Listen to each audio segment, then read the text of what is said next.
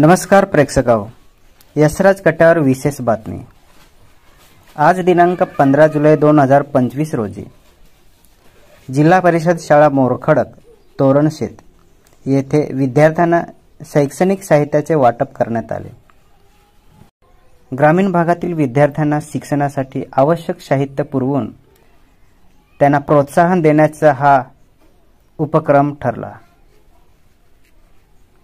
ह्या कार्यक्रमाला उपस्थित मान्यवरांमध्ये भाऊराव तेलम, मयूर मळे, सागर चक्रवर्ती, महेश माहले, अमोल जाधव यांच्या सक्रिय सहभागातून हा कार्यक्रम पार पडला।